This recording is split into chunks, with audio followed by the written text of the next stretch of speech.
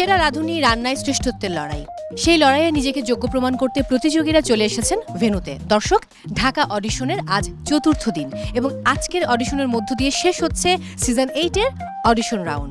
এই মুহূর্তে আমি কথা বলবো একজন প্রতিযোগীর সঙ্গে। কেমন আছেন? আলহামদুলিল্লাহ, ভালো আছি। কি খাবার নিয়ে এসেছেন? আমি বাঙালি খাবার এনেছি, হাঁসের মাংস দিয়ে নারকেলের দুধ দিয়ে ভাটিয়াল চাল আর ডেজার্ট। আমি এনেছি আজকে একটা ইটালিয়ান পাস্তা, ক্যানোলোনি ফ্লোরেন্টাইন, আর একটা এনেছি বানুফি টার্ট। দেশীয় ফুড আপনি কতটা ভালো রান্না করতে জানেন? দেশি ফুডের ব্যাপারেও ভালো আইডিয়া আছে, যেহেতু আমরা দেশীয় খাবার সচরাচর করেই থাকি, রান্না হয়েই থাকে। আর এটা যেহেতু একটা অনেক বড় প্ল্যাটফর্ম, সেহেতু আমি চেয়েছি আমার ইন্টারন্যাশনাল কুজিনটাকেও একটু তুলে ধরতে।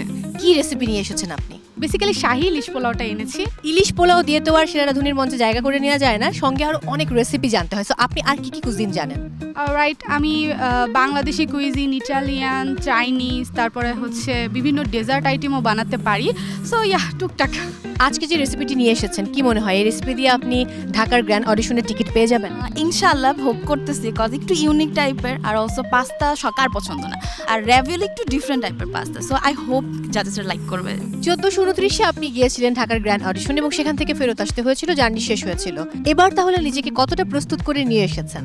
আসলে গতবারের এক্সপিরিয়েন্স তো আছেই, সাথে আমি নিজেকে এই 2 বছরে অনেকটা ঝালিয়ে নিয়েছি।